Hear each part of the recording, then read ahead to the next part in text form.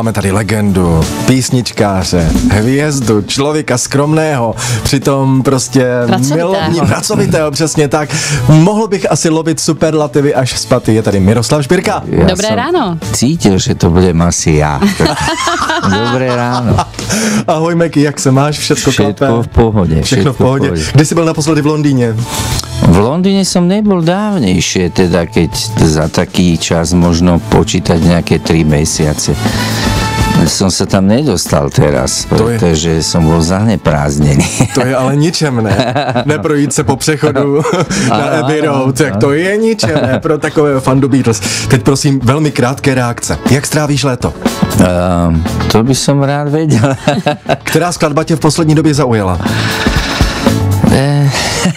Dobře, posloucháš muziku svého syna?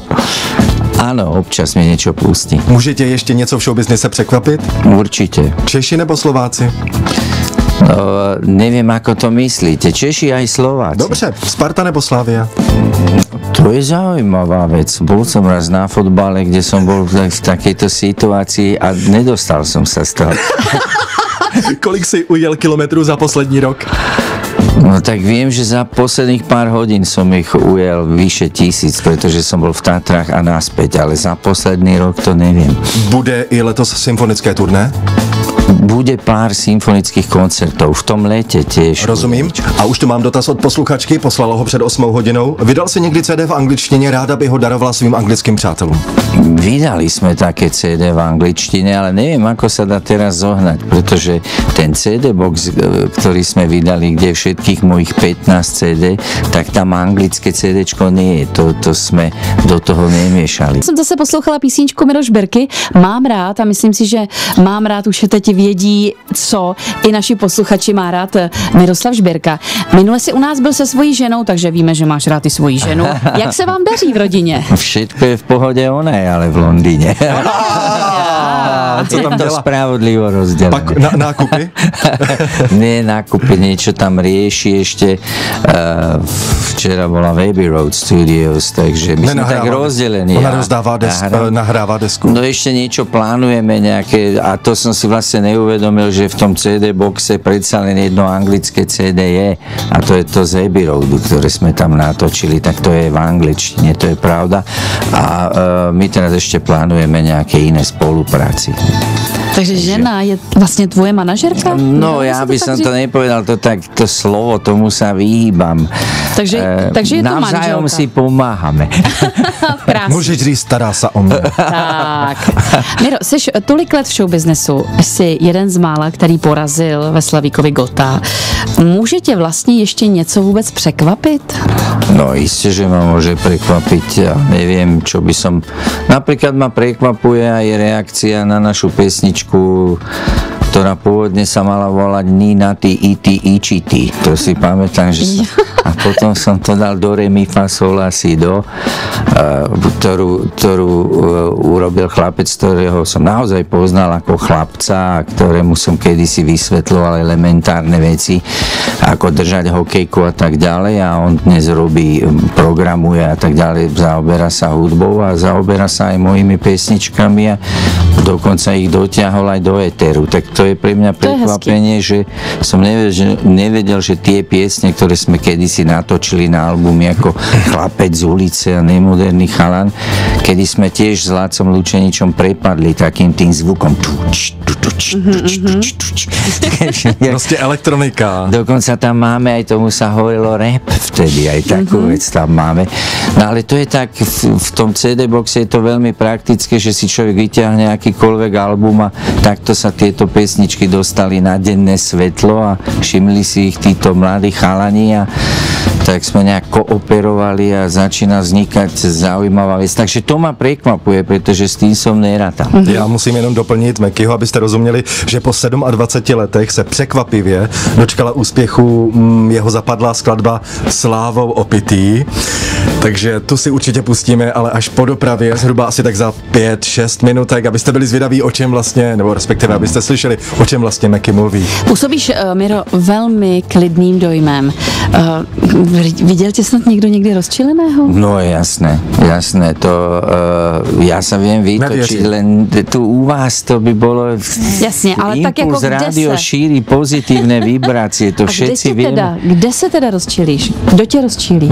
Tak také normálne veci, ktoré životom sa človek trochu unaví, a keď v našej branži vznikne nejaký taký problém, ktorý skutočne je to elementárna chyba, tak niekedy som z toho už vytočený, lebo už nemám tú odolnosť. A hlavne ja som nikdy nemal povahu takú, že by som sa nikdy nevytočil, ale väčšinou sa to o mne nevie, našťastie, a ja to len tak niekde nevykecam. Nějaký silniční incident se ti udál za poslední dobu, Meky? Ani nie. Akurát človek postojí občas, musí mať dosť CD-ček v aute. Třeba tvůj CD box, který si vydal. Kolik mimochodem obsahuje CDček, ten CD box? Tých je, ak sa nemýlim, 15. To je dobrá otázka, ano. Kontrolná. Já jsem viděl jenom cenu v eurech 39 euro, přepočtěte si to krát 25, to zase tak strašný není. A máte celou tvorbu Mekyho Žbírky doma na poličce. No. Říkám to dobře. Posloucháte ranní vysílání. Většina posluchačů bere Mekyho Žbírku jako muzikanta a písničkáře, kterému učarovali Beatles. Jeho staronový hit Slávou opitý 2013 remix dokazuje, že to není až tak úplně pravda.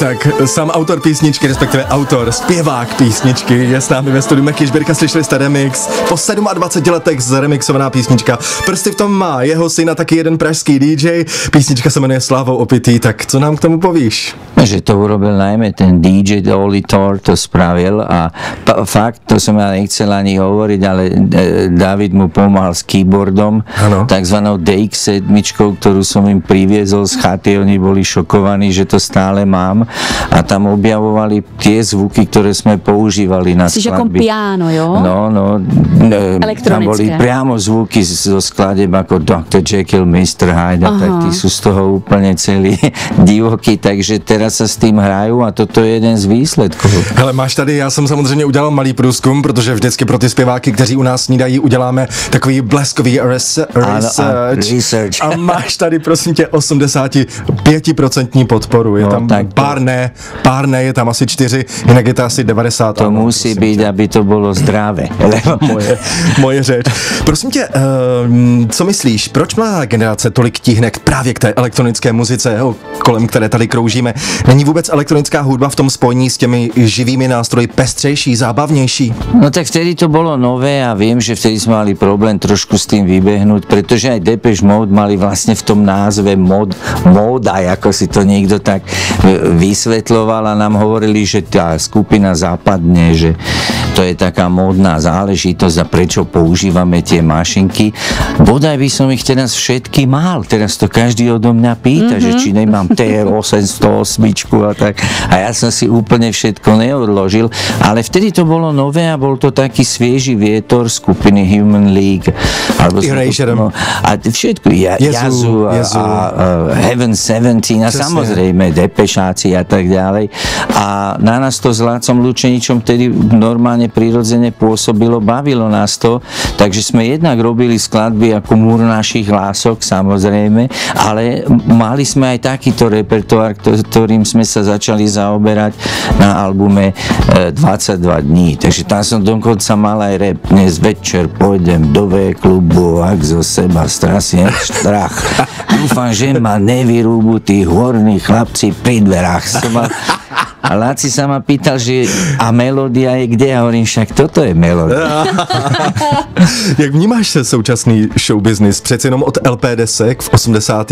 letech a vůbec od 60. let jsme udělali docela slušný vývoj. Áno, tak keď hovoríme o tých LP platniach, deskách, to je také, za čím je mi trochu ľúto, lebo to bolo väčšie a dalo sa pôsobiť na ľudí, keď človek vydal album aj tým výtvarnom.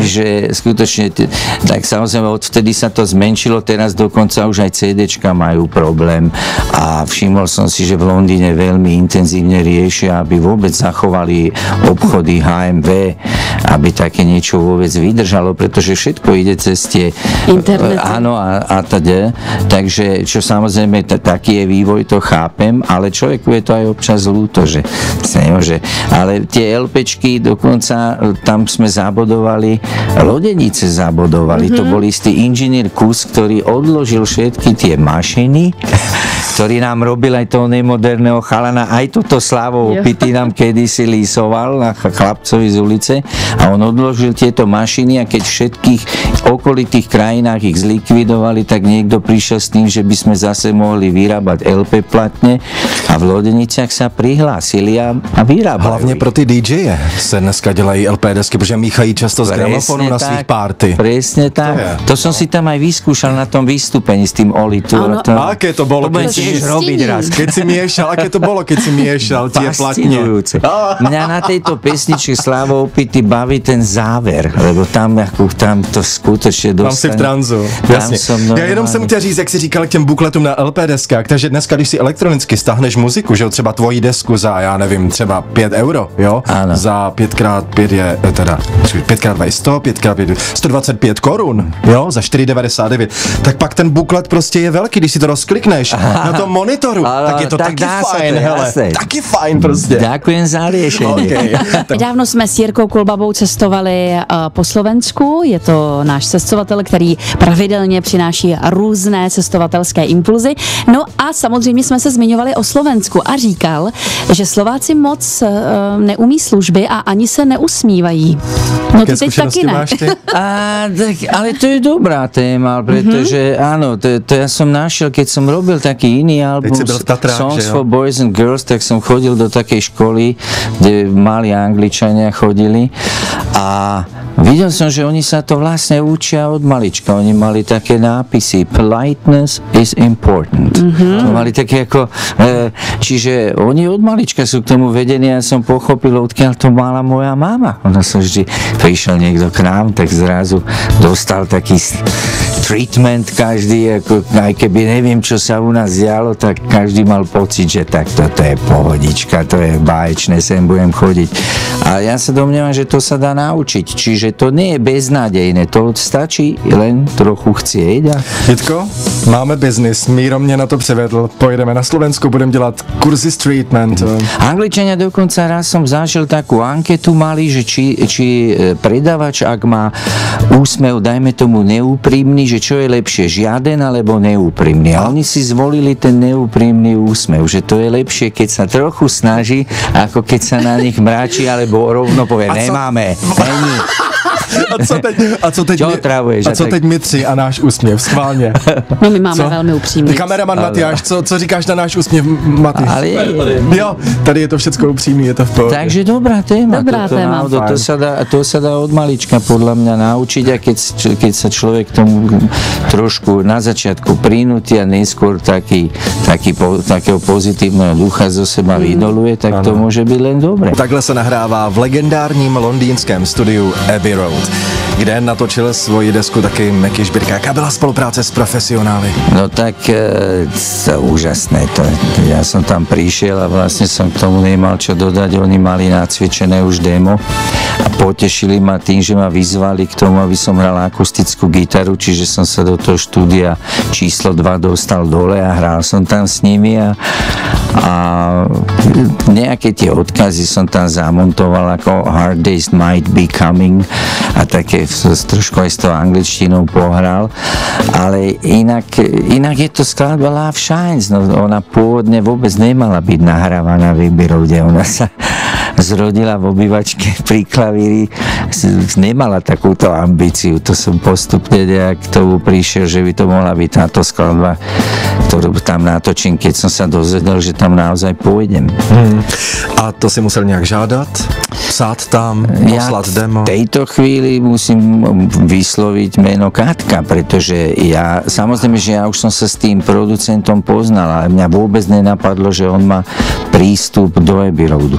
Ja som mal ďaleko skromnejšiu myšlienku tým, že trávim občas čas v Londýne dlhší, tak som si povedal, že by bolo dobre tam niečo nahrať s hudobníkmi. Ale že ja budem začínať v Londýne v štúdiu Abbey Road, už kvôli postupnosti ma to nenapadlo. Ako. Na budúci si zahrám futbal vo Wembley. Vždycky ke všemu přijdeš... Čiže hovorím, že futbal. Ano. Miro, ty jsi jako Forrest Gump. Ke všemu přijdeš jako slepý host. Ano, přesně tak. Ne, to je legrace, samozřejmě. Máme tady také dotazy posluchačů, náš rozhovor pomalu ještě finišuje, za chvilku máme dopravní servis. Chtěl bych se pana Žberky zeptat, jak vzpomíná na Mariku Gombitovou, častá otázka nejspíš. No, je to častá otázka, ale logická, pretože naše piesne v Slepých uličkách alebo Nespálme to krásne v nás, tie sú v mojom repertoári také, ktoré skutočne veľmi často odo mňa ľudia aj žiadajú, tak ako sa dá, ich aj zaspievam. Samozrejme ideálne by bolo vo dvojici, ale Marika nechodí na koncerty alebo nejaké na televízne vystúpenia, takže to je veľmi zložité ju nejak inšpirovať. Taká moja najväčšia nádej s Kamilom Peterajom je nahrať novú pesničku. Samozrejme šuflík také pesničky u mňa obsahuje. A Marika by souhlasila? To keby sa stalo, by bolo úžasné, ale to skutočne by sme sa museli spýtať. A zastavil sa třeba u ní na kafe niekde? To tiež nie je také jednoduché, ale s Kamilom sme sa minule tak telefonicky naťukávali, že by sme sa o to pokúsili. Ale my rešpektujeme Mariku absolútne presne, to je Miro není úplne jasná tíravý. Ja som človek, ktorý je privilegovaný v tejto veci, pretože som s Marikou natočil celý rad piesní. Nie všetky sú tu dokonca až tak známe. My sme natočili piesne do muzikálu Neberte nám princeznu, ešte takto začínalo skupina Modus a teda. Takže ja som strašne rád, že práve s Marikou som mohol vlastne s týmito duetmi začínať. Mňa by možno nikdy nenapadlo spievať so speváčkami, ale s Marikou to bolo prirodzené, pretože sme boli členmi skupiny Modus. Takže, rozumím. Tak hezké vzpomínky. Díky za ně. Tak a já tady mám poslední 2 dotazy, jsou samozřejmě od Ilony a Hanky. Ilona se ptá, co si posledního koupil za dárek svojí manželce Katce? Tak toto je rafinovaná otázka. Ona si niečo vybrala, ja som potom rýchle k tomu dodal, to som ti kúpil ja. Poznáte to, ako to je také. Nie, žartujem. Teraz som jej, môžem to takto povedať, tým, že som nebol v tom Londýne, tak som jej doporučil niečo. Dobře. Že, by si mala kúpiť za svoje a vy to potom, teda ty to potom tak proplatíš. jedine takto som to teraz mohol urobiť. A to som naozaj včera veľmi za to loboval. Dobře. A potom ještě jedna zvědavá otázka. Co si dělal v Tatrách včera? Včera v Tatrách to bolo perfektne, sme mali vystúpenie a keďže som sa ponáhľal naspäť sem, pretože som vedel, že tu ráno musím byť, tak už všetci ma dole čakali pri aute, že ideme na otočku z Tatier, ale ja som si musel pozrieť ešte Chelsea. A naozaj sa mi to oplatilo, pretože ten chlapík dal v poslednej minúte predĺženia gól. Jak toto niekto dokáže? Kde sa to vyplatíme? To je úplne neuveriteľné, takže to som robil a potom som nastúpil do auta a letel som sem. Trpělivost růže přináší tak. A to v životě platí vždycky. No, ale ešte aj nejaká genialita je dobrá. To rozhodne. Lebo to môže urobiť len genius, ktorý 30 sekúnd pred koncom premení trestný. Trocha štěstí tam být musí vždycky. Meky, díky za rozhovor, bylo to zase super. A ja ďakujem. Pozdravuj od nás manželku. Řekni, že je šikovná, když tě dostala do Abbey Road. Wow. Pekne, dovidenia.